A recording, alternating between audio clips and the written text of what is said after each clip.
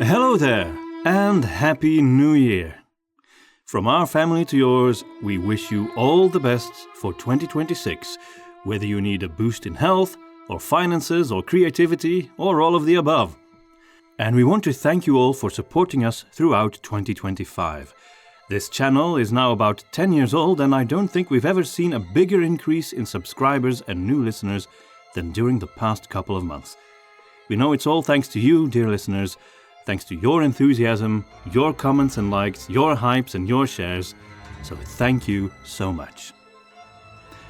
Other than thanking you, I don't want to take too much of your time during the holiday season, so enjoy the last couple of days with your family and enjoy the last chapters of the Hounds of Hübschdorf in this final episode. You know, we're always keen on letting you go elegantly, usually by adding a couple of meaty chapters after the most epic action scenes, and an epilogue, and this story is of course no different. We present to you today the following 4 chapters: Graunacht, The Last Message, Return to Sevenpeaks, and the Epilogue. Since this story takes place right before Witch Hunter, this is the perfect time to start listening to Witch Hunter again, especially for those who haven't listened to it yet. In the meantime, we'll be writing The Voice of the Vampire. There will be a making of for this story as well, and you might actually do a live Q&A or ask me anything if you'd like that. If you like what we do, consider purchasing the extended edition as a book or ebook on Amazon, or a complete download of the dramatized audiobook on Bandcamp. You'll find the links in the description. And please, share your experience on all social platforms you have access to, so we don't have to, and we can focus on working on the next Witch Hunter tale. Don't forget to like and hype this video, and to subscribe to our channel if you haven't already. My wife Eileen and I will be in the chat during this premiere on YouTube if you need us while you listen to the very last episode of the Hounds of Hübschdorf.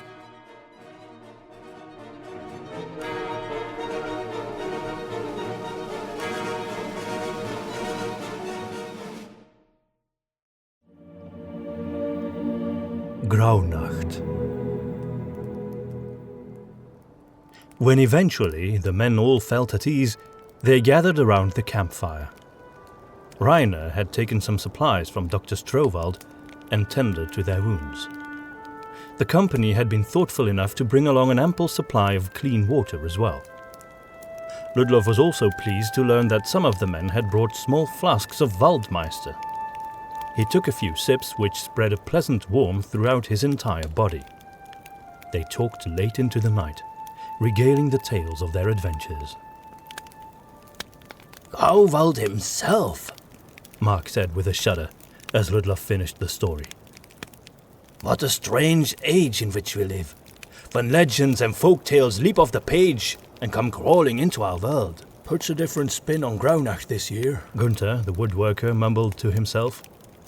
He was a reserved man who didn't speak much, and the oldest and thinnest of the 3 newcomers. Ludlov quietly agreed with his assessment.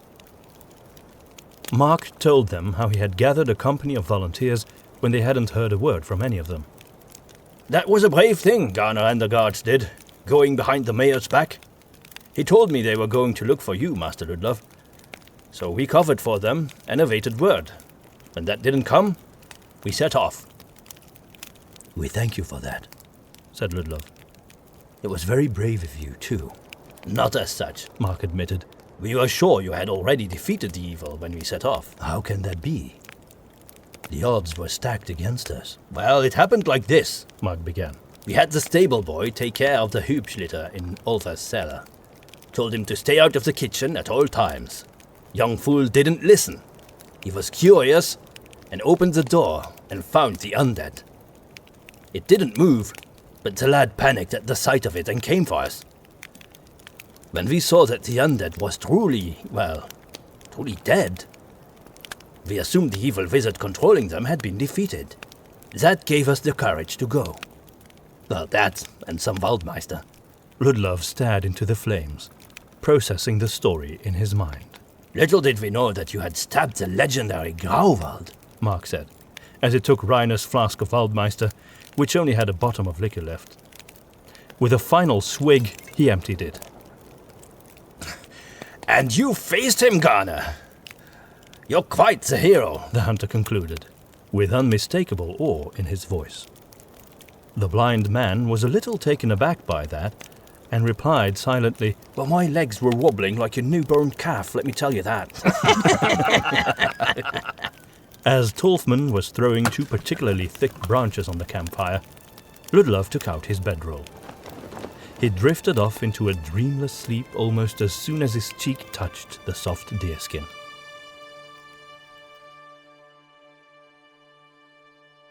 About 4 hours later, they set off again together while it was still dark. 2 of the men carried the innkeeper. Relieved of the burden of carrying Olver and enjoying the company of these capable villagers, Ludlov could once more savor the awakening of the autumn colors surrounding him.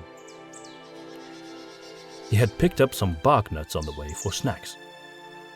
The color and texture of their shells was very similar to the bark of the surrounding trees, so they were very hard to spot, but Ludlov had always been good at detecting small things. He threw one towards Tolfmann, who expertly caught it with a warm smile. The bitter, buttery tastes brought Ludlov back to his childhood. If his wounds hadn't hurt so much, he would even have been able to forget about the past events for a while. The rest of the journey was more pleasant with the added company, even though everyone worried about the innkeeper's diminishing odds of survival. Garner in particular kept mentioning how his light was fading with every passing hour. They met no more resistance or difficulties on the way, and by noon the familiar chimney smoke of Hübschdorf became visible once more. When they emerged out of the woods, the traveling companions found the village truly decked out for Graunacht, even more so than it had already been. After his recent experiences, Ludlov wasn't too keen on being welcomed by strings of bones painted crimson dangling in front of his face. He had to maneuver through waving black ribbons and clattering rib cages that hung from trees and lampposts. Every house now seemed to have at least one skull above the doorpost. Every garden was decorated with scarecrows and black candles, ready to turn Hübschdorf into a beacon of light in the darkness that night. Villagers came streaming down the streets to see the men returning. Mark and his companions were embraced by their wives and children, and a barrage of compliments and questions came pouring out over Ludlov and Tolfmann. Fenna emerged out of her front door. She saw Garner and came running towards him, tears in her eyes. You're back. Ludlov decided to let them have a private moment and offered to carry Olver along with Tolfmann to the doctor's house. Gasps of recognition followed them as the 2 men from 7 Peaks passed by with the stretcher. Look, it's Olver. You think he's still alive? What happened to him? The witch hunter saved him. Dr. Strowald's house was one of the largest in the village, located on a grassy hillock towards the eastern edge of Hübschdorf. The wide, squat log house was adjoined by a sizable garden, including an apple orchard and a barn large enough to contain a carriage. Ludlov and Tolfmann both gasped in wonder when they approached the estate. It wasn't the building that grabbed their attention, though. It was the enormous, bare-chested figure standing in front of the barn. He was twice as tall as any man and bulging with muscle. His long, dark, braided hair and beard were held together by copper rings, and most astonishing of all, he had 4 arms, one of which leaned upon a tall oak staff for support. "Master Ludlov," Tolfmann said in a hushed voice. "Is that a Dugarim?" "Indeed it is, Initiate." The giant smiled at the witch hunter and his initiate as they approached. Beneath his intimidatingly bushy eyebrows, the Dugarim's eyes had an unusual color. Near the pupil, they seemed to be shining stars of gold, but towards the outer edges, the color of his irises turned deep brown. "You must be Ludlov of 7 Peaks," he said in a voice so deep it felt like the very ground was vibrating when he spoke. "Well met, witch hunter." and Initiate Tolfmann. And you must be... Fangro? Ludlov surmised, raising an eyebrow nevertheless. The Dugarim graciously inclined his head. You did not expect me to be taller, did you? It is good to finally meet the man behind the famous Hübsch, Ludlov said, awkwardly ignoring the joke. And it's quite a relief to see you alive and well. My life was hanging by a thread, Ludlov. But thanks to Dr. Grauwald, I am up and about again. I hope he can do the same for Olver.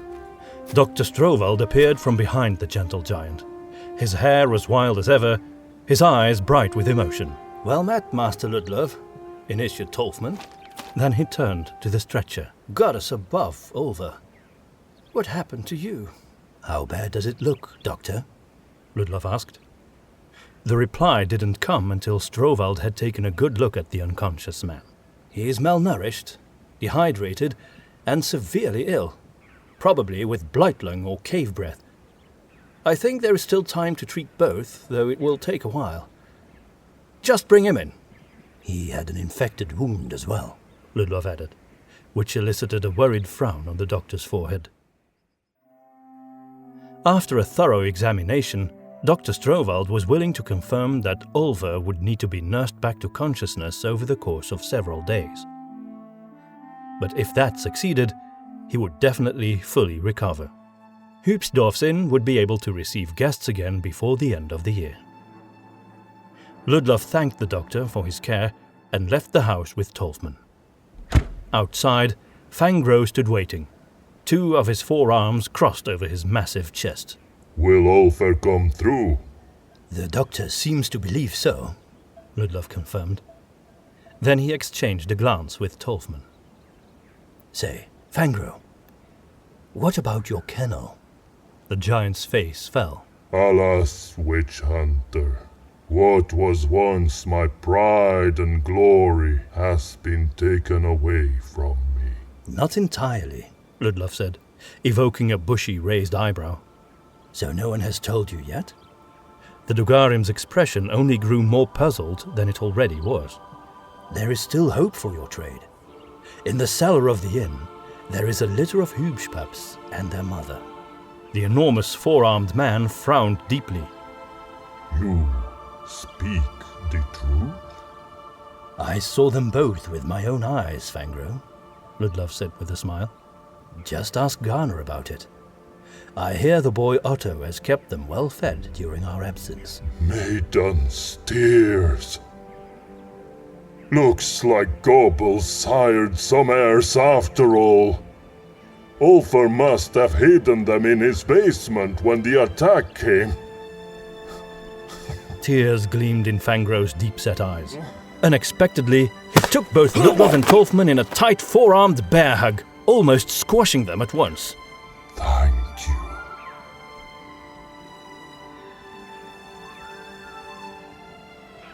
A little while later, the Dugarim guided the two men of the Order towards the mayor's mansion, where they could deliver their report of the mission to Mistress Weiss, who had after all originally summoned them. It was good to meet you, Ludlov and Tolfmann. Come by my home later, before you leave this village. It's right next to the kennel, near the edge of the woods. I want to treat you both to a Dugarim specialty. We would be honored, Fangro, Ludlov said. Until our next meeting. They both kept watching for a bit as the four-armed giant left. I had no idea he was one of the mountain giants, Tolfmann said, unable to hide his awe. Neither did I. I finally understand now why Weiss said he had to stay in the doctor's barn for his recovery. I thought they never left their herd. This one did, apparently, Ludlov answered, a bit more dismissive than he intended. Come, it's time for our report. The mayor wasn't at home, but the maid led them to the library, where Weiss now spent most of her days. Colored rays of sunlight from the stained glass window illuminated her white hair as she greeted them. Her smile was reserved, worry and uncertainty hidden just below the surface. How are you, Mistress Weiss? I asked Dr. Stowell to be honest with me. He said I cannot expect my shattered bones to recover entirely. I'll probably be crippled for the rest of my life and won't be able to resume my duties in the Witch Hunter Order. At least not the same duties. I'm so sorry, Weiss. I'm sure the mayor will grant us the use of a carriage to transport you safely back to Sevenpeaks. We'll deal with those practicalities later. I prefer to hear your account of the incidents of the past days. Ludlov believed he ought to be direct and truthful. Our tidings are grim, sister. Brynjar and Svensson's souls have left this world. She lowered her eyes. I see. In my heart I already knew, but still, it's a shock, I will admit. Please take a seat. Surely you must have more news than that. We do. There was never a cult in the woods.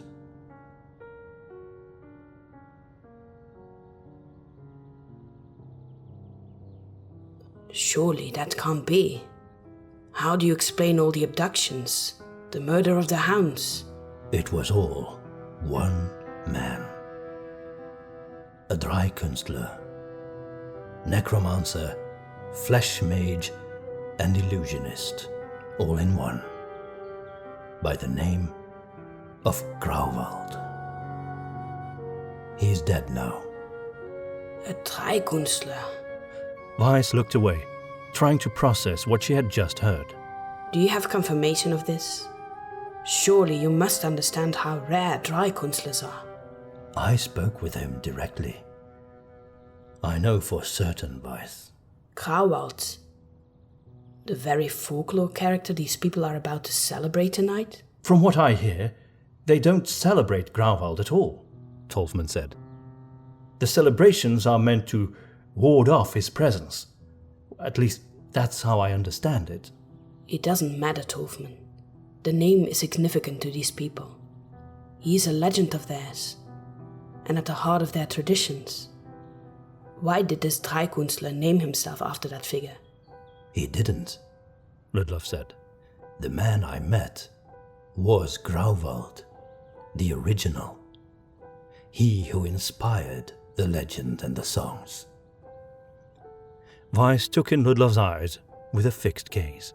You seem to be very sure of all this, Ludlov. Well, if he was indeed a Dreikunstler, then I suppose he could indeed have been centuries old. Are you sure he's really dead now, then? I've been thinking about that on the way back, Weiss.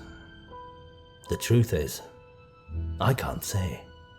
Tolfmann turned to him in shock. You can't be serious, Master. You saw the Champion Reapers. One of them must have taken him. I saw them, yes, and I saw their fight. But I don't know what happened to Grauwald's corpse. I just don't know, and I wish I did. Champion Reapers? Are you referring to servants of the Autarchs? Yes. They came to do battle over Grauwald's soul after his death. I didn't witness the outcome of that. Well, be that as it may, at least we can be quite sure he's out of the picture for Hübschdorf then. These Autarchs must have been hungry for his soul for many long years. They would never leave him. I suppose not, Ludlov said, although in his heart he didn't quite feel it. You'll have to tell me all the details of this later, Ludlov. For now, I want to share some news of my own with you. Tell me all about it, Ludlov said, happy to change the subject. Something strange happened. I don't quite know what to make of it. Since the mayor is out preparing for the Graunacht celebrations, now would be the best time for me to bring it up. Ludlov sat back, his curiosity growing. I might have been a bit overconfident. One morning I tried to at least sit up on my bed without aid and ended up falling out. I was on my belly, about to utter a curse, but when I'd managed to turn to my side, I noticed something under the bed. Tolfmann leaned forward, clearly eager to learn what Weiss had discovered. It was a little straw doll, bound with red string and a tuft of my own hair attached to it. There were crude markings on it in what appeared to be red and black paint, although it might have been blood and tar. In any case, its nature was abundantly clear. Someone's been trying to curse you. Do you have any suspicions who it might have been? Nothing solid. The maid seems like the most likely suspect, Tolfmann offered. But why would she do such a thing? She is a kindly old lady and very devout. She had plenty of opportunity, but I can't see the motive. Unfortunately, people come and go in this house throughout the day, and I usually spend my time in the mayor's study or in the library.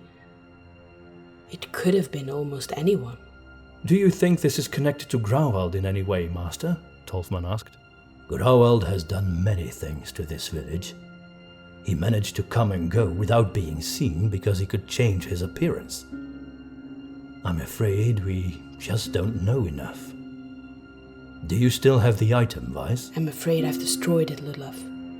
I kept it under my clothing, and when they carried me to the chair by the fireplace, I threw it into the fire.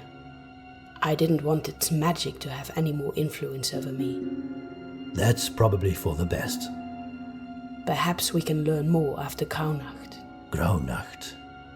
Those festivities are this very night, from what I hear. Indeed, and I suggest you attend the annual play, Ludlov. You might learn something.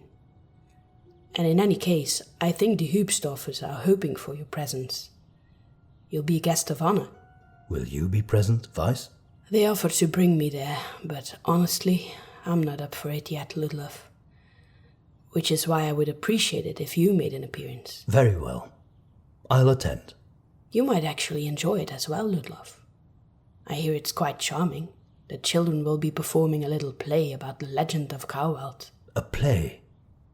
He didn't know why, but those words stirred something in him, as if there was something deeply unnerving about what Weiss had told him. I know it's not exactly Sevenpeaks theatre, Ludlov, but it might be a pleasant diversion after all you've been through, Weiss said, misinterpreting his reaction.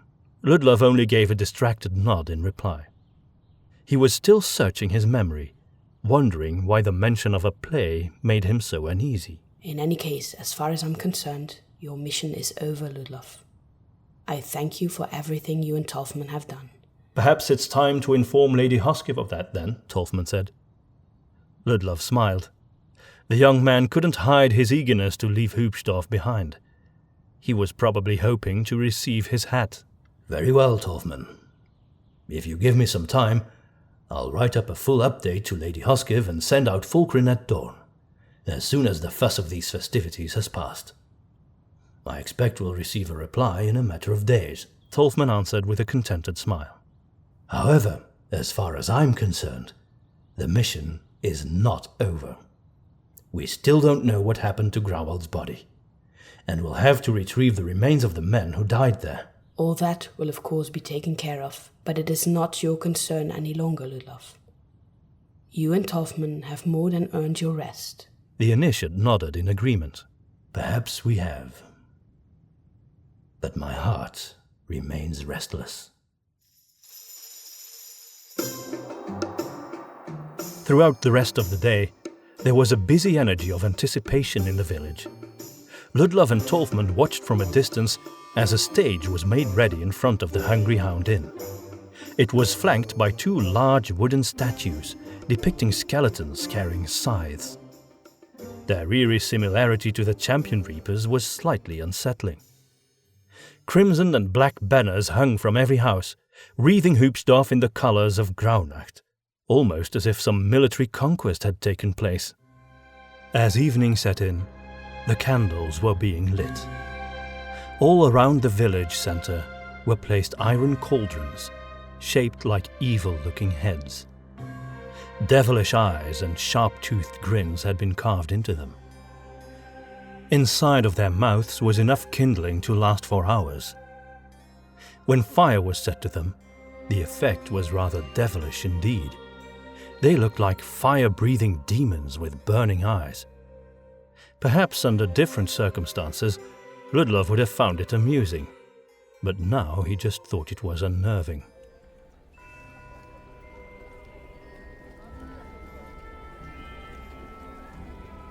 A band was playing ghostly tunes while all the village gathered in the square in front of the stage.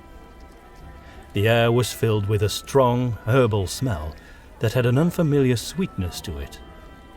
There was a raised platform in the back of the audience area where guests of honor were allowed to be seated, overlooking the sea of heads in front of them.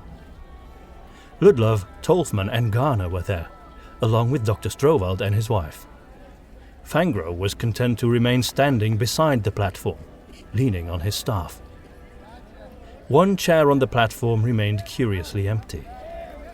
Ludlov presumed it was intended for Mayor Stolzerfuss, and he was beginning to wonder whether the man was even going to attend at all. As he was thinking, he noticed some movement behind the red curtain, and the anticipation of the audience became palpable. It wouldn't be long now before the start of the play. Ludlov didn't know whether the audience's energy was influencing him in some way, but he felt nervous and tried to calm himself. It was very probable that the mayor was simply about to appear on stage in a few minutes. It would make sense for him to deliver some speech to open the play. Ludlov leaned forward, watching all the activity intently. 4 of those black demon head cauldrons were placed in front of the first row, their fire facing the stage for illumination. The effect was rather intimidating, as the firelight threw harsh shadows dancing on the folds of the red curtain. Ludlov only hoped that it wouldn't actually catch fire.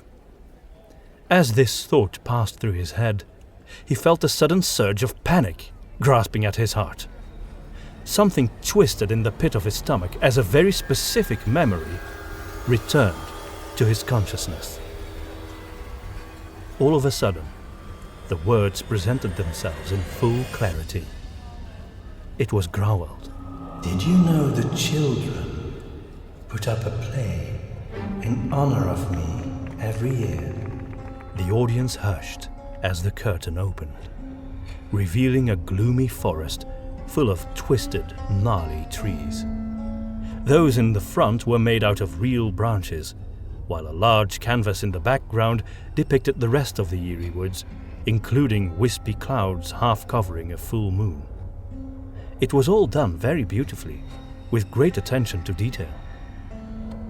Ludlov hardly noticed it, though, as the rest of Grauwald's words echoed in his mind.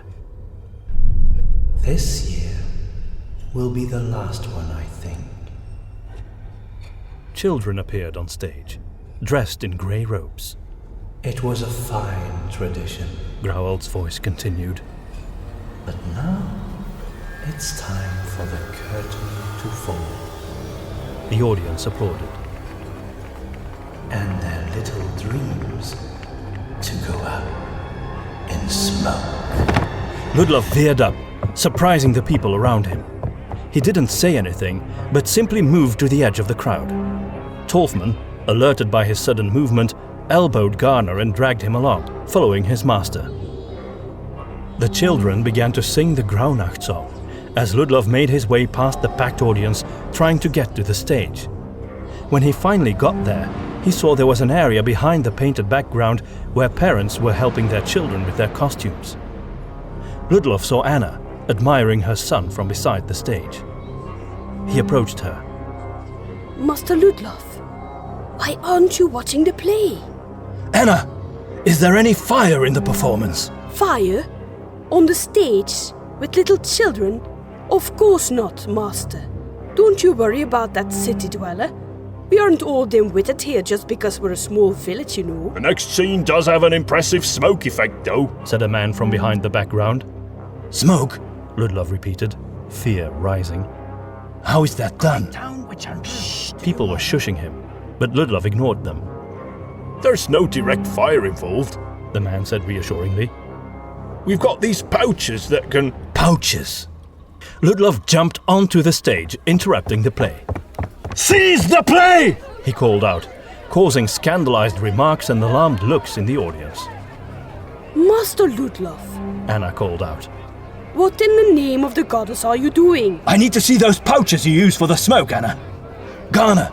Ludlov noticed J.R.R. and Tolfmann were already right behind him, which startled him. Someone handed Ludlov a black pouch, seemingly filled with a mixture of grain and sand by the feel of it. "This is your expertise, Garner," Ludlov said, drawing his dagger and slicing open the pouch. "Smell it." Garner's white eyes widened. I don't even need to get any closer, Master. That's Deathbane nettle, as plain as my nose. "Deathbane nettle," Ludlov repeated grimly. He didn't know what that was, but it sounded deadly enough. It's entirely harmless, Garner said cheerfully. but when you dry it and then set fire to it, it has the most amazing property from what I hear. It doesn't quite burn, but it makes this nice misty smoke that looks like a soft purple fog.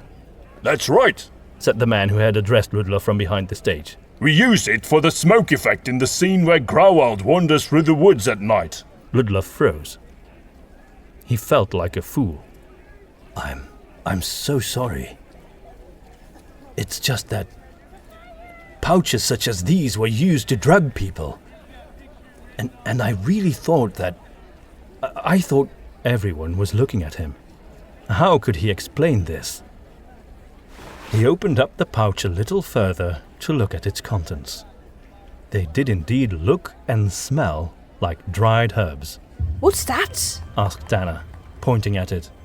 This must be Deathbane nettle, Ludlov admitted, frozen in shame and discomfort. No, that's...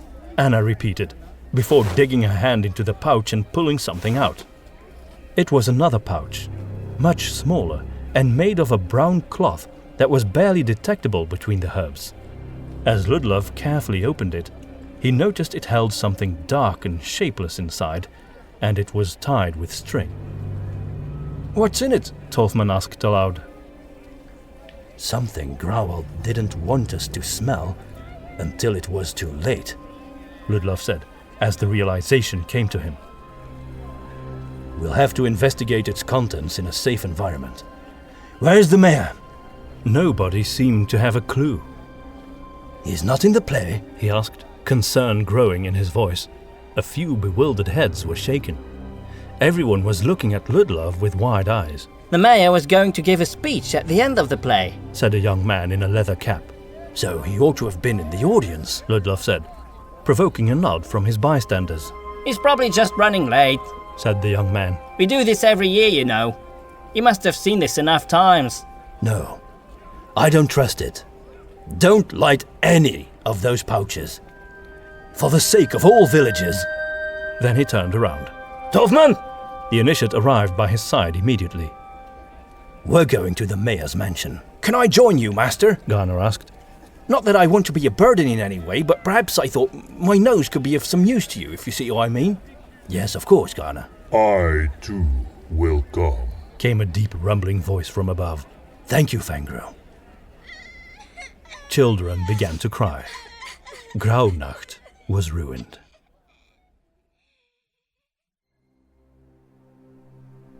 The door to the mayor's study was open, and candlelight came streaming into the hallway.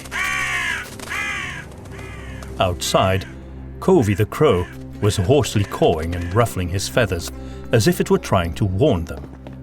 Ludlov, Tolfmann and Garner entered and made their way towards the study, while Fangro guarded the front door of the building. They all froze when they came in. The old maid was lying on the carpet, a deep red gash in the midst of her curly grey hair. A bust of Saint Wulfhan, founder of Evanendale, lay nearby on the ground. "By the goddess," Tolfmann breathed. What is it? Garner asked fearfully. What happened? "It's the mayor's maid. She was murdered. With a bust of Saint Wulfhan, no less." Maiden preserve her. Goddess rest her soul.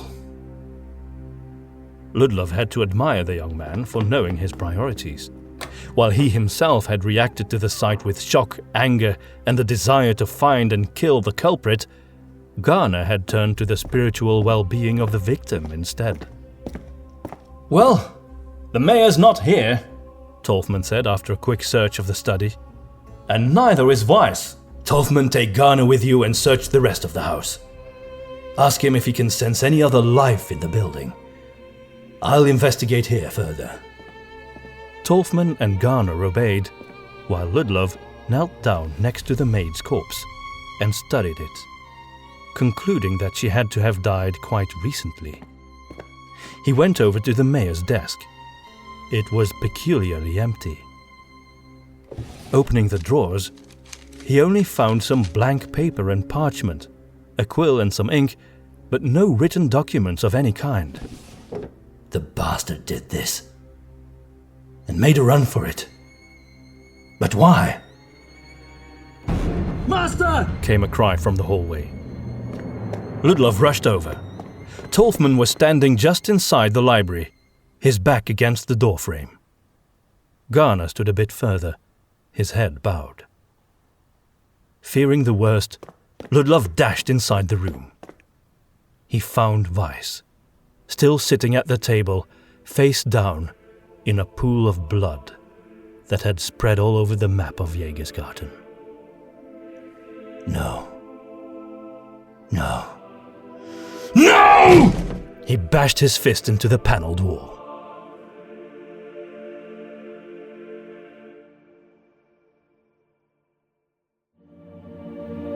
The last message. The sun rose after Graunacht, and the children of Hübschdorf were still alive. That was the only thought that offered a sliver of comfort to Ludlov's heart. Mostly, he was angry with himself. He had been so preoccupied with Grauwald's last trick at the stage play that he had failed to see the real danger.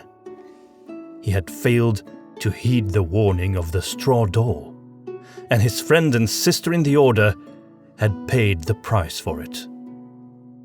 Ludlov didn't doubt that Mayor Stolcherfuss had committed both murders. Many of his clothes and personal belongings were gone, thoughtfully selected and packed, which precluded the possibility of a robbery. It was obvious. Ludlov didn't have any proof, though, and he couldn't fathom why. He sighed as he brooded over all these questions, sitting on a bench next to an apple tree in Dr. Strovald's garden. The sun was swiftly rising, spreading a waxing golden glow behind the rooftops of Hübschdorf and the tree line of the wildwood. Tolfmann emerged from the front door of the doctor's house. "There you are, Master. What are you doing out here on your own?" I needed some fresh air to think. "The doctor wants to talk to you," the initiate said, clearly unsatisfied with his master's answer, but unwilling to press the matter. Did he manage to identify the contents of that small pouch? Ludlov asked, but Tolfmann had already turned back inside the house. Ludlov stood up and followed. They had asked for the physician's help when Garner had failed to recognize the scent of the pouch's contents. Ludlov had carefully opened it and retrieved a collection of marble-sized black orbs. They had looked plant-like in some way. They might have been nuts or seeds of some sort, but so far no one had been able to tell exactly what they were. The doctor's house was large and pleasant. It was a wood log construction, with some stonework in the inner walls, particularly the kitchen area. In the living room, floral designs were painted on the woodwork in a style that was typical for the eastern counties of Yvernandale, where the doctor had met his wife. The study was fascinatingly different from the mayor's. It was a wooden room just like all the others, but unlike the clean and organized look of the other areas of the house, this one stood out as a dusty mess of books and paperwork. When Ludlov entered, he passed by a pillar of books stacked almost as tall as he was, and he was reminded of a certain curiosity shop he knew back in Sevenpeaks. Dr. Strovald was still poring over an old volume when Ludlov and Tolfmann entered. Tolfmann told me you have news, Doctor, Ludlov said, startling the old man, who perked up with wide eyes, his hair rising and falling like a white wave. Master Ludlov, he said, and a strange jumble of emotions creased his brow. Thank the goddess for you. Ludlov frowned. What do you mean, Doctor? Those little black things that were inside the pouch. I know what they are now. Iquax seeds. Iquax? Is that some sort of plant? It doesn't surprise me that you've never heard of it, Master Ludlov. It used to grow in the Mesopotamian Empire, on the Isles of Garadoso and the eastern shores of Isclavia. I see. And by that, I mean during the age of that empire. Ludlov raised his eyebrows. Do you mean to say that this plant is extinct? It has been so for 1,000 years, Master Ludlov. But some of its seeds have remained in circulation in shady parts of the world for many centuries. These seeds will not grow into new plants, though. When left to dry, they turn black and die. If you keep them in that condition for a decade or longer, then they become very useful as a weapon. How so, Doctor? When these things catch fire, they will explode with a phenomenal power, and subsequently release a fume so poisonous that it instantly kills anyone within 10 paces. And that's just what happens when you burn a single one of these things. I can't imagine what would have happened with 12, which is what we have here. Ludlov stood frozen in place, trying to process what he had just heard. Even a single Iquax seed is worth many times its weight in gold. On the black market, this collection would be an invaluable treasure trove. It seems you are right to interrupt the play after all, Master, Tolfmann said. We would all be dead if you hadn't intervened, the doctor confirmed. So, that was Grauwald's final plan. He was truly done with Hübschdorf, and already had his mind set on the next village. Well, thank the goddess for the witch hunter order then, for you stopped him, both of you. Ludlov wondered how true that was. Grauwald might have died, but he had been a necromancer. Death wasn't necessarily quite as final to him as it would have been to other men, and his corpse was still gone. Still, the witch hunter gave the doctor a grateful nod and a polite smile. Thank you, Dr. Storvald. And thanks be to the guards of Hübschdorf, who rescued me. Ah yes, Storvald said. Including young J.R.R, from what I hear. He has been the bravest of all, Tolfmann said, surprising Ludlov. He deserves the highest of honors. The doctor sat back. J.R.R truly is a remarkable man, and he more than deserves to be captain of the guard. We'll need new guardsmen now, anyway. It would be a fresh start, if that's what he wants. 7Peaks would be more than willing to compensate Hübschdorf for its losses by sending a garrison and setting up a permanent barrack. It would be wise to do so in any case. These are the outer borders of Yvenendale, and they need reinforcement. Not against a foreign nation, but against the evils hidden in the wildwood itself. I have faith that J.R.R would be a fine commander here. Still, it's up to him. Oh, I don't doubt he'll jump at the opportunity, replied the doctor. That young man has been dreaming of following in his stepfather's footsteps all his life. I know. But people can change, and so can their life's goals.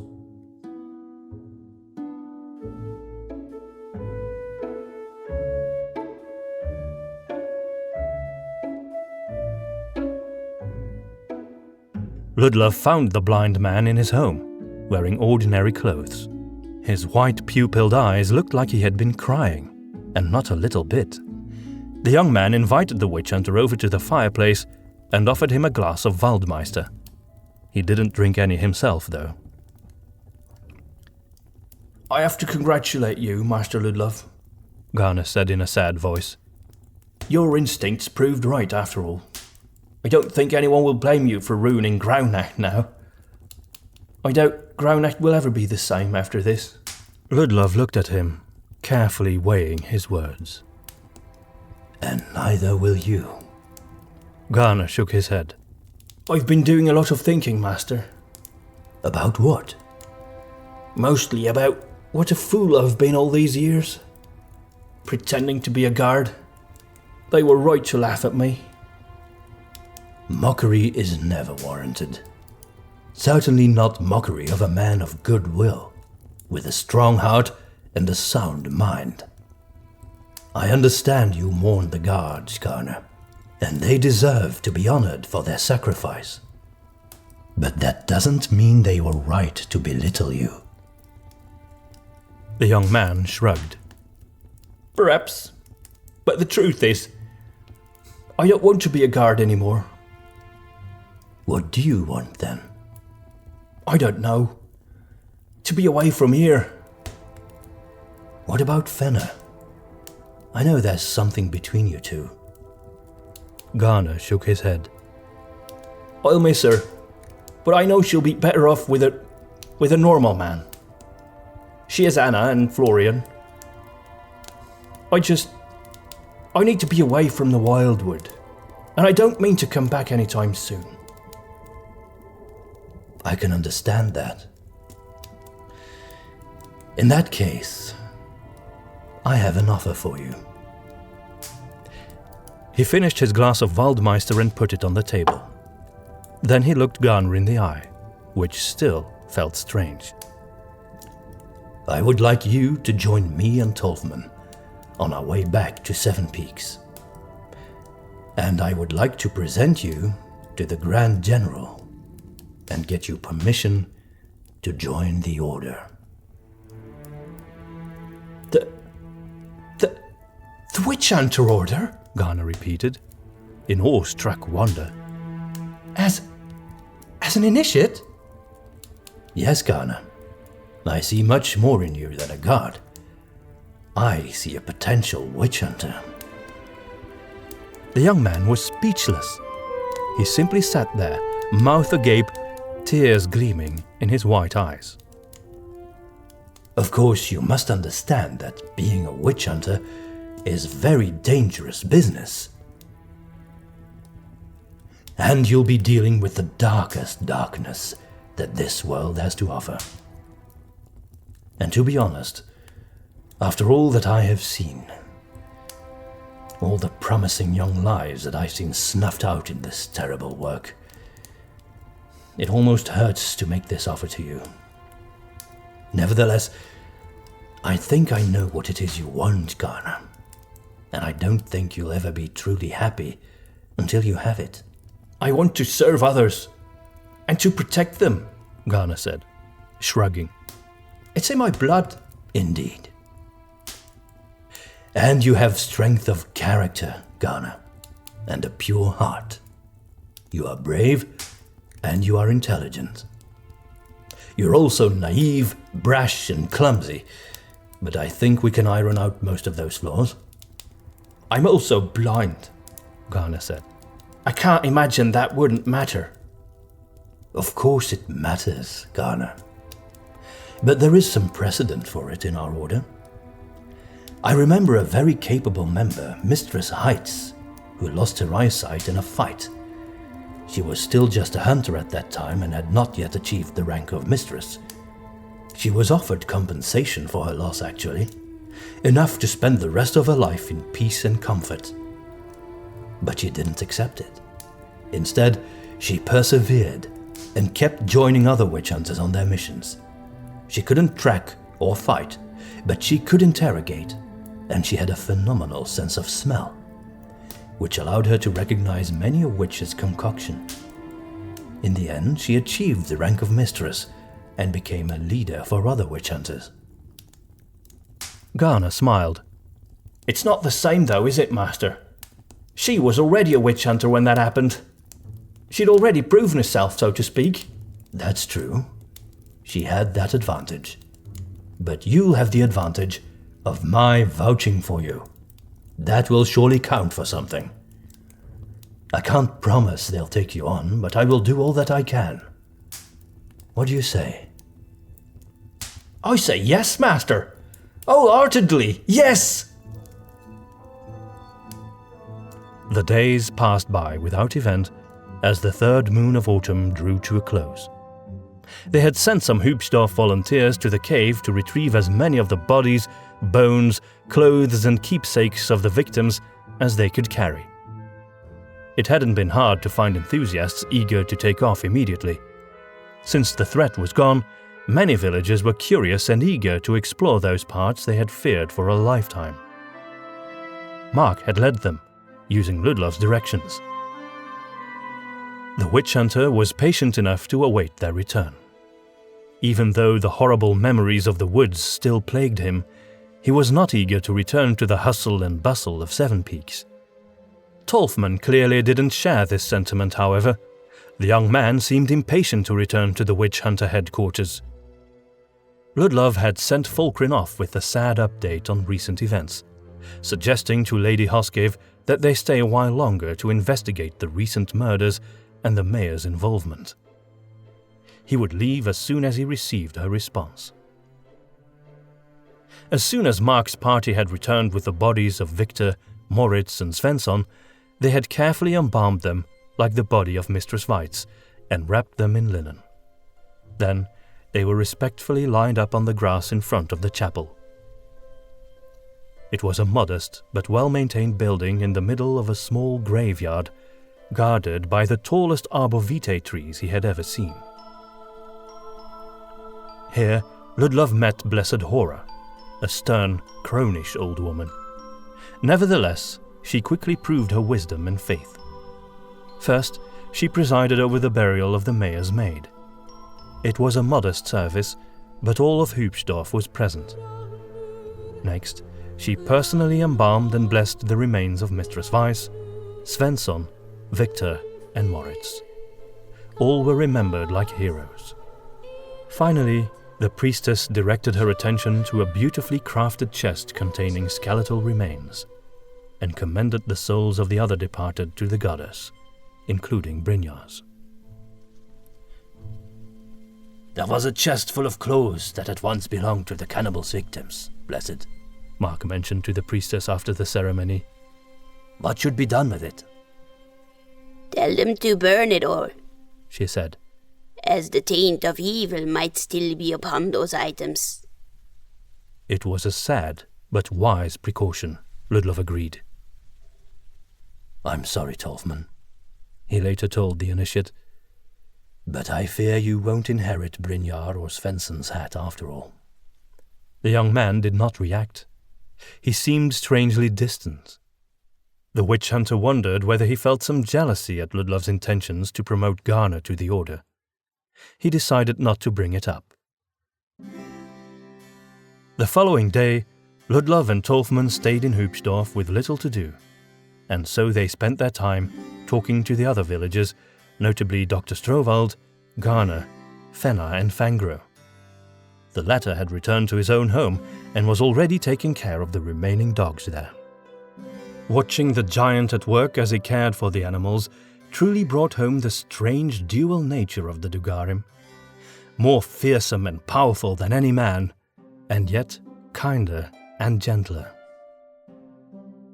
Since there had been no word of Lady Hoskiv, Ludlov had taken up Fangro's offer to treat them to a traditional Dugarim goat stew. It was surprisingly tasty, and Ludlov enjoyed getting to know the gentle giant over a warm dish. They took to regular visits to the doctor's house as well, while awaiting news from Sevenpeaks. The conversations with Dr. Strovald were mostly about the future of the village, now that it seemed clear that the mayor would not be coming back. We should have gone looking for him right away on Graunacht, Ludlov said, sipping his tea in the doctor's living room. We might have caught him still. Now it's too late. I'm afraid the mayor had planned both the murder and his escape long in advance, Master Ludlov, the doctor responded. I don't think you could have caught him. Still, I should have tried. I should have sent men to find him. And where would they have started their search? I don't know. He didn't leave a trace. He could be anywhere. We don't know why he did what he did, let alone what his plan was afterwards. Do you think he was somehow in league with Grauwald? Asked Frau Strohwald, the doctor's small, frail wife, her chestnut eyes wide with worry. It would explain why he was so opposed to your crossing the border into Grauwald's domain, her husband added, but Ludlov shook his head. Grauwald wanted me to come find him. He was taunting me the whole time. I think the mayor's behavior at the time might have simply been due to his own pride. I'm afraid the mayor's actions on Graunacht will remain a mystery to us until we find him. I would love to go on that hunt, believe me. But I need to remain here in Hübschdorf until I receive word from my Grand General. Well, Hübschdorf can use you, said the doctor. We have no mayor and no guards. Without your presence, we would be at the mercy of whatever evil might still lurk in the wildwood. I am well aware of that, Dr. Strohwald. Fear not. You are safe for now, and Sevenpeaks will send new guards after our departure. What about Fangro, though? Tolfmann offered. He could defend your village, couldn't he? Alas, you do not know the Dugarim, Initiate Tolfmann, said the doctor. Their culture forbids them to use any violence whatsoever outside of certain prophetically appointed times, when the fate of the world is at stake. I still find it strange, Tolfmann commented. I thought the Dugarim were known as great forgers of weapons. Oh, they are, Tolfmann, Ludlov said. The greatest in the world. And they are great fighters as well. But in their realm of Dugarnost, fighting is only ever for sport, and no blood is drawn outside of the prophetic times. If a Dugarim ever does cross that line, even accidentally, he will be cast out of Dugarnost and forced to live his life elsewhere. Like a small human village in Jägersgarten, Tolfmann hinted. Ludlov remained quiet. You are a shrewd young man, Initiate Tolfmann, Dr. Strohwald said. I know the answer, but Fangro's story is his own to tell. He didn't tell us anything about that, Tolfmann said, disappointment in his voice. It is his own to keep, too, the doctor said with a smile. Suffice it to say that you can trust him never to use violence until the appointed time. When the fate of the world is at stake, Ludlov repeated. With the way the world is going, I don't think that time can be too far behind, Frau Strohwald said with a somber sigh.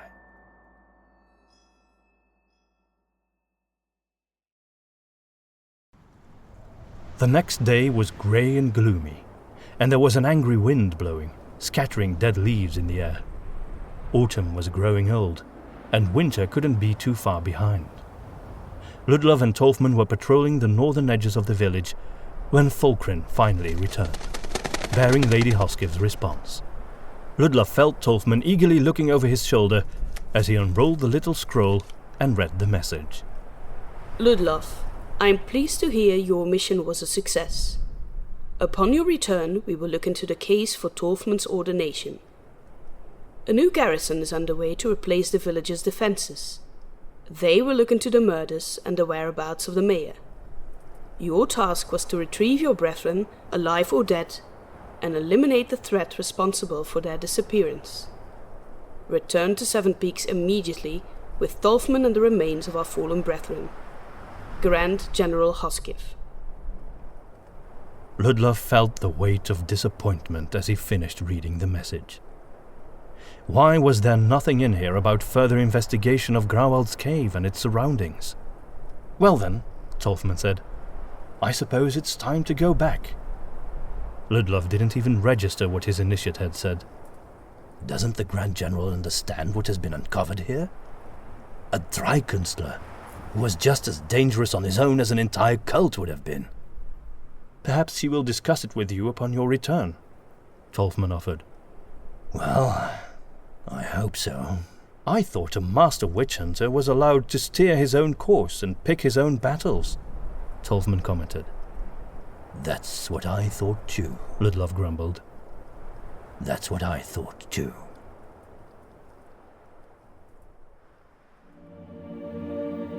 Return to Seven Peaks.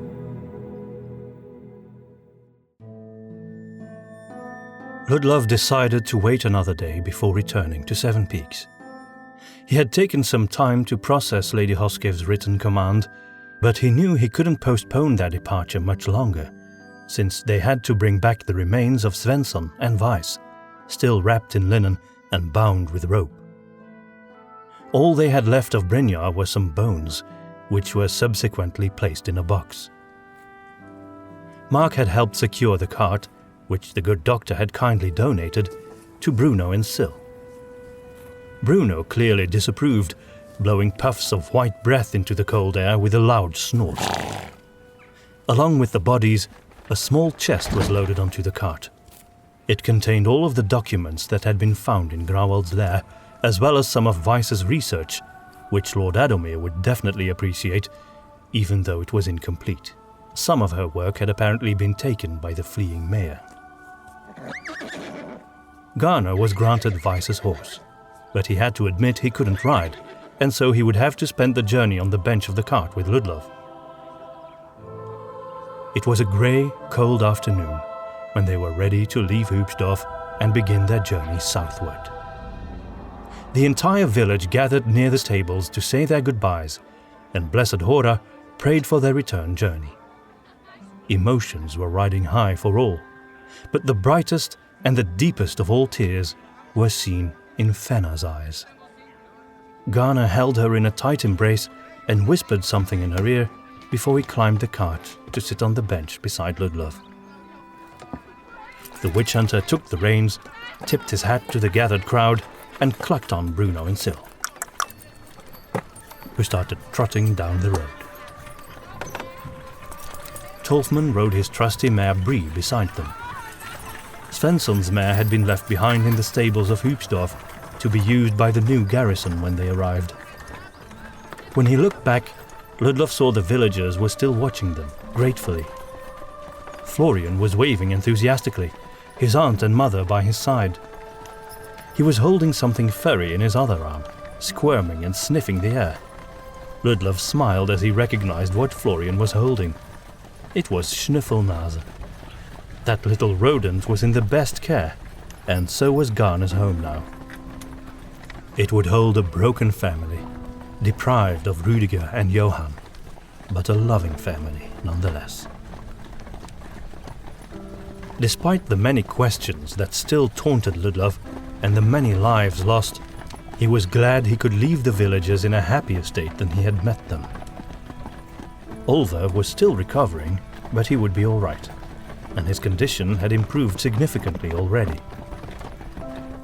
Once again, Ludlov had made some unlikely friends, and once again, he was forced to leave them behind.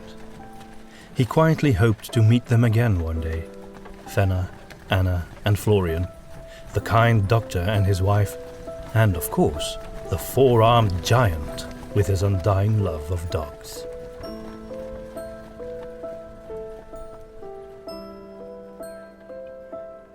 As soon as the village was out of sight, Ludlov had to admit he felt a certain relief. He could find no fault with the inhabitants of Hübschdorf, but the place had left an unpleasant aftertaste. The journey was peaceful, and they made good progress. When they made camp near the southern borders of the Wildwood that night, Ludlov sat down next to Garner by the fire. The lad had been uncharacteristically quiet throughout the day. Are you thinking of Fenna? He asked. Garner nodded, staring blankly into the fire. Ludlov wondered whether he could somehow perceive it beyond the smell and the heat that it emitted. Second thoughts? Garner thought for a bit, then shook his head. I'm not what she needs. But I'll miss her still, if you follow me. I think I do. I understand quite well, actually. I thought you would, Master. I would have loved her to the best of my ability. But true purpose and calling, that overshadows all matters of the heart. Then he smiled again. Ludlov looked at him admiringly. Garner had made his choice. The young man was truly dedicated, and the witch hunter would love to help him with his training. The path of the witch hunter is a lonely one, Ludlov admitted. but you've already overcome the first challenge in the choice you've made. Garner nodded. Aye, Master. And I don't regret it, but it's still hard if you see what I mean. Tolfmann stood up and walked away from the fire, leaving the other two men somewhat perplexed. Excuse me for a moment, Garner, Ludlov said, standing up and following the initiate into the night. He found him standing on a hillock, watching the stars that peeked out from between ragged wisps of clouds. As gloomy as the day had been, the night was mostly clear and brightened by moonlight. Tolfmann? Ludlov said gently, as he joined the man by his side. The initiate turned, his eyes shining with tears. I'm sorry, Master Ludlov. Why are you sorry, Tolfmann? The young man shook his head. I don't think I'll be returning to Sevenpeaks. Ludlov felt as if someone had punched him in the stomach at those words. But he kept his reaction in check and simply gazed at the initiate. As soon as we get closer to the Evenon, we will part ways, and I will follow the river south, and then probably head for the Western Wilds. An old friend of mine lives in the villages there. He owes me a favor, so I think I'll be staying with him for a while. Why, Tolfmann? Ludlov asked, feeling the familiar pain in his chest whenever he had to say goodbye to a dear friend. This journey has taught me something. I have abilities that I do not understand. I don't know half about how to use them, nor where they come from, or why. And I need answers. You are not going to find them in the Western Wilds. Instead, go further south, to Bucolia. Tell the Sisters of Repentance in the Convent of the Sacred Flame you were sent by a friend of Chapelle's. Ask them to send you on your way to Wizard's Hall in Goldor. That will be the best place to start learning more about your abilities. So you understand? Tolfmann asked, with a hopeful expression. Of course I do. I know abilities come with responsibilities. When you hold within yourself the power to do things that are beyond the understanding of average people, you will feel alienated from them. I learned from my wife what a hard and inescapable burden that is to bear. Ludlov turned and laid his hand on Tolfmann's shoulder. I don't think there is anything more that the Witch Hunter Order can teach you. I found out years ago that our road is one that not all wish or need to follow to the end. Thank you for your support, Ludlov. It will be a grievous blow to the Order, though. We lost Brynjar and Svensson. We lost Weiss. And now we've lost you. Tolfmann nodded sadly. But you have a chance to gain Garner, and he will be a worthy asset indeed. I only hope they'll take him in. His blindness will be a large stumbling block. Understandable, Tolfmann admitted. But he has proven himself, hasn't he? Surely the Order will find a way to work around that. Remember Mistress Heights? I remember her. Ludlov smiled. It felt good to talk to Tolfmann again like this, and he cherished the moment while it lasted. The next morning, they notified Garner of Tolfmann's decision to leave. The blind man did not seem very surprised, perhaps because he had made a similar life-changing decision himself. Garner simply patted Tolfmann's shoulder and wished him good luck. Once again, they were relieved to be back on their way, leaving the wildwood behind them. A light drizzle tickled their faces as they passed along a gravel road through green pastures and neared the river Rivenna. Eventually they arrived at a crossroad, and Ludlov felt in his heart the hour had come. It was time for Tolfmann's departure. "Farewell, master," said the young man. "I go to seek out my new life, and I know in my heart that I will serve the goddess in my own way.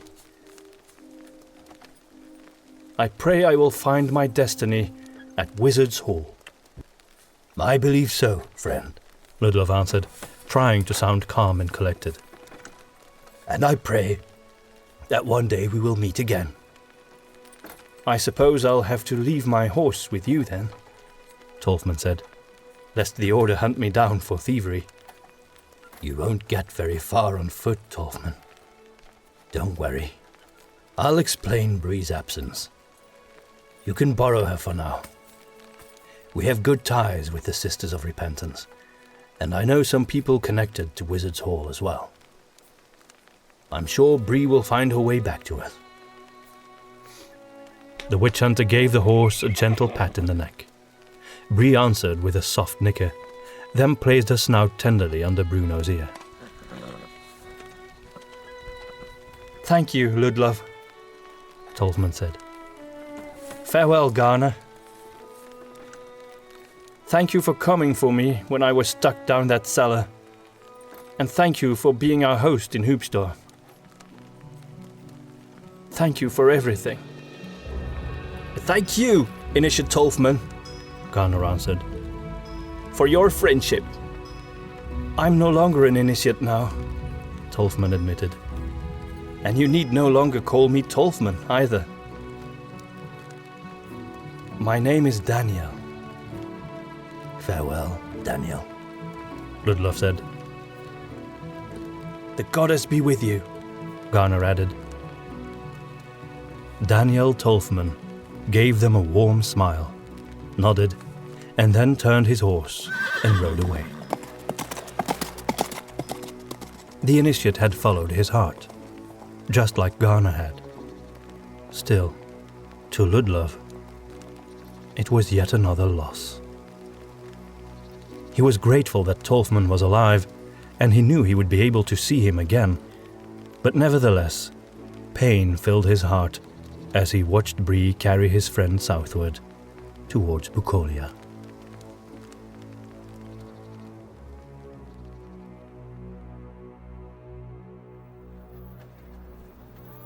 It was a cold, grey afternoon, just as it had been when they set off from Hübschdorf. At last, Ludlov and Garner made their way through the outskirts of Sevenpeaks, at the back of which loomed the vast wall that circled the entire city and the east gate set within it. Beyond the wall rose the dazzlingly tall spires of the Sanctissima and the Grand Cathedral, watching over the city like titanic guardians. Garner couldn't see any of that, though, but he was overwhelmed by the mass of beggars, prostitutes, and thugs that watched their cart pass through the streets. The young man would always see the world in a very different way from everyone else, the witch hunter quietly realized. And so they entered the city, where they were not only welcomed by some of its residents, but also by the familiar smells of sausages and bread that came from the local market. Is this what cities always smell like? Garner asked, as the cart made its way through the busy streets. Unfortunately, no. But there is always someone preparing food somewhere, and you'll never be alone. So many colors and shapes, So many people. I don't think I'll ever get used to this place. The return to the witch hunter headquarters was a strange experience for Ludlov. So many different emotions swirled through his own heart, and on top of that came the many different reactions from his peers. 3 beloved witch hunters were dead. A Dreikunstler had been found. A terrible enemy had come to justice. The dog trade with Hübschdorf had been rescued, if barely. So much news, and so many questions. Ludlov could see them in the other witch hunters' eyes. Where was Tolfmann? And who was this blind fellow following the witch hunter around? As expected, Ludlov wasn't granted much rest.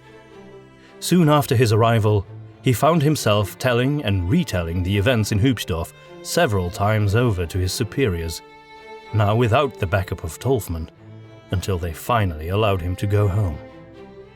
The whole ordeal had been exhausting, especially after everything he had been through. But at least Lady Hoskiv had promised Ludlov they would consider Garner's candidacy. Ludlov was confident they would accept him, especially since they had lost so many brethren lately, and he told Garner as much.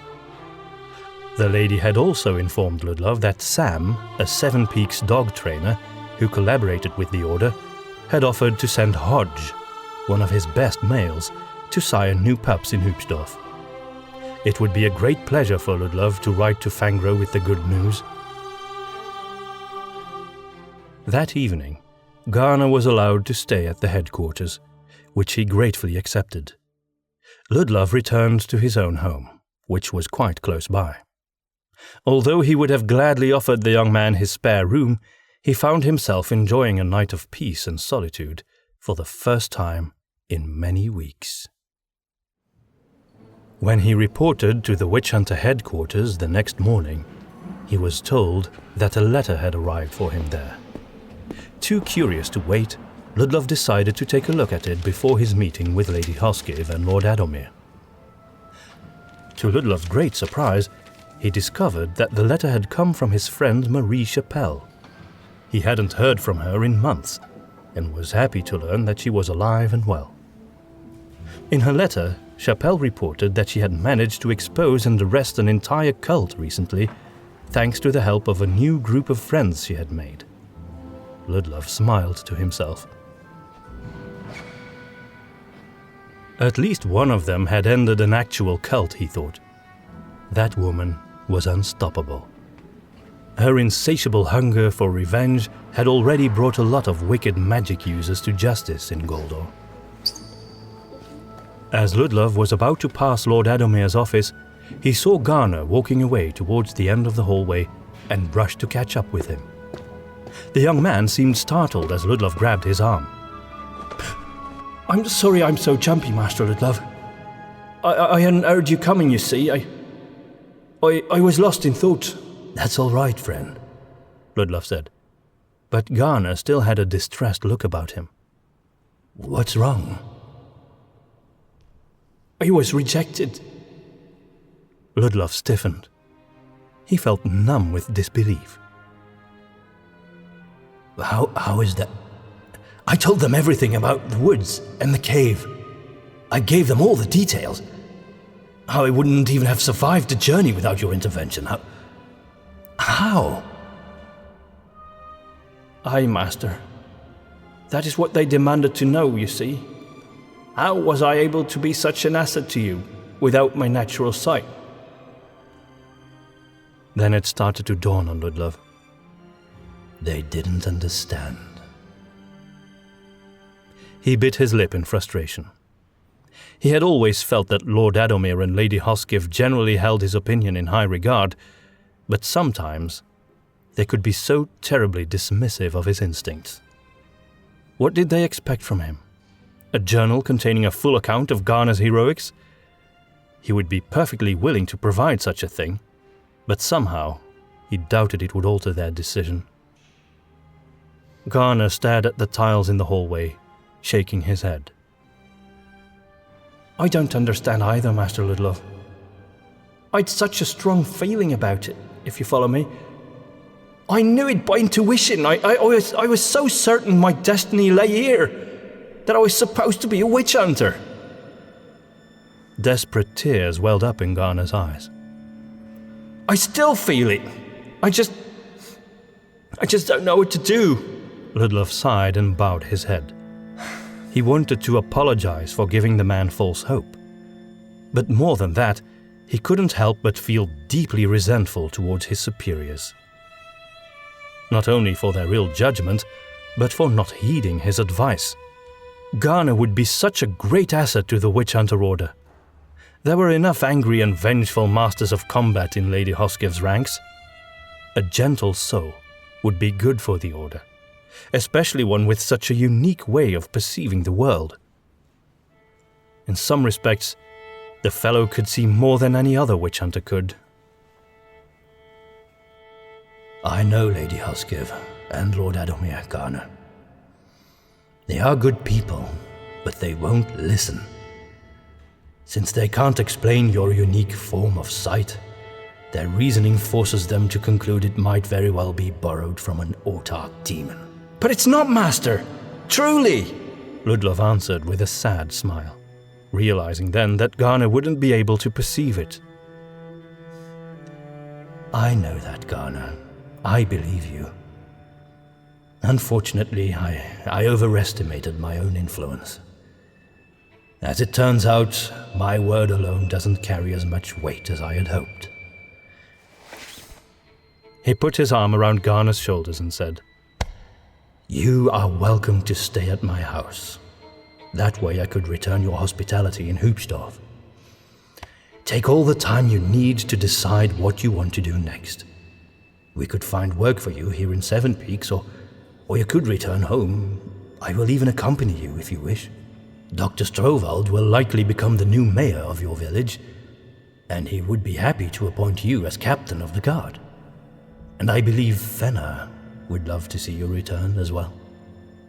But Garner only shook his head harder and harder. I know what I feel, Master, and it doesn't make any sense. Out there in the woods, I felt that I belonged with the witch hunters. Out there in the...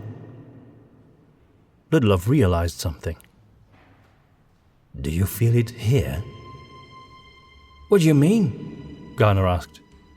Do you feel it here, standing in this hallway, walking down the streets of Sevenpeaks, finding yourself in the shadow of the Grand Cathedral, smelling the books in the library? Is that what you feel? Garner asked. Yes. I've had my share of doubts, believe me, but whenever I return here, I know it's where I belong. Perhaps one day, the time will come for me to move on, but as it stands, Sevenpeaks is my home, Garner. Then no, Garner admitted in a small voice. I felt it out there in the woods. I'd found my purpose, but here between these walls I feel nothing but disappointment.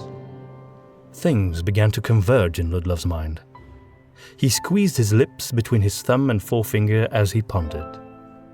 Then he laid his hand on Garner's shoulder. I will take you with me. When we spoke yesterday, Lady Hoskev gave me the complete list of leads we have on necromancers operating throughout the northern continent. Now, as the Witch Hunter Order, we can't operate everywhere, but we do have allies in various places. I was planning to start in Goldor and then make my way back to Sevenpeaks. I happen to have a friend there, one I haven't seen in years. She used to be a witch hunter, but now she operates on her own. She can teach you everything there is to know. You could make a great contribution in the fight against evil, Garner. I think it's high time I paid her a visit anyway. For the first time this morning, a smile appeared on Garner's face. When do we leave? He asked eagerly.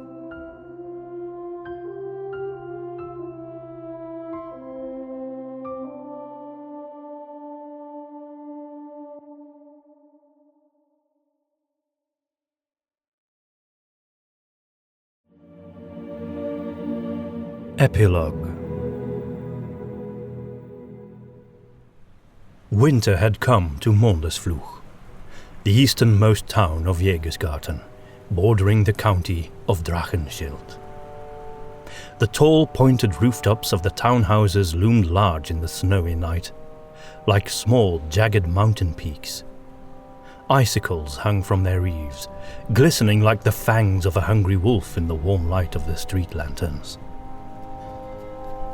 It was quiet here, the night's peace only occasionally disturbed by a passing carriage or a hasty pedestrian rushing home through the thick blanket of snow.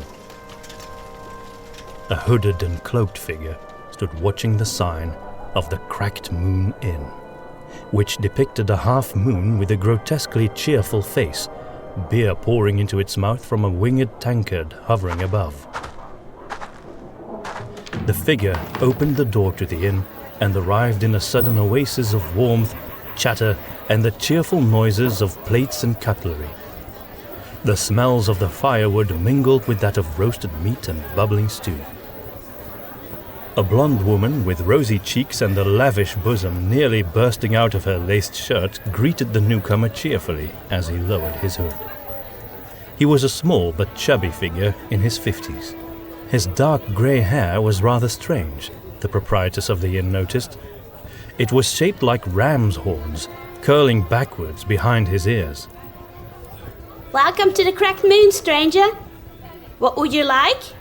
Oh, a table near the fire would do nicely.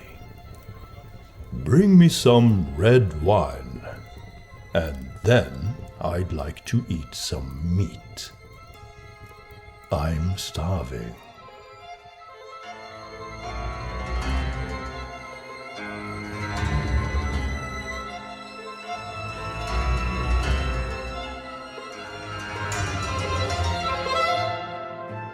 You have been listening to The Hounds of Hübschdorf, a witch hunter tale. Written and performed by Domien de Groot and Eline Hoskins. Also featuring Ronan de Groot as Florian. Main theme composed by Peter van Riet. Music score by Ivan Dutch and Peter van Riet. Sound mixing and post-production by Domien de Groot. Cover art by Dragan Cirik. This dramatized audiobook was made possible by our generous patrons, including Amy and Dallas Austin, Antonio Padula, Peter Strandkroon, Cody H, Jogoth Oer, Matt Petain, Cameron Brantley, Tony Ranico, Liam Gabriel, Mix and Match, Caitlin Bourgeois, Kadir Hussein, Yiji Dusht, Gander, Osarion, Alu, Arno Teva, Ryan Stock, Jay, Rob Skinner, Tim the Gothic Horror Guy, Johnny White, Sue Morrigan, Dustin Garner, Remy van Veen, Maisie, Hannes Fouch, Jean Jarbin, and Victor Unesti. We also want to thank our other patrons, the citizens of Hruda, our guardsmen, and our captains of the guard. And also, of course, our YouTube audience. Thank you so much. This is Audio Epics.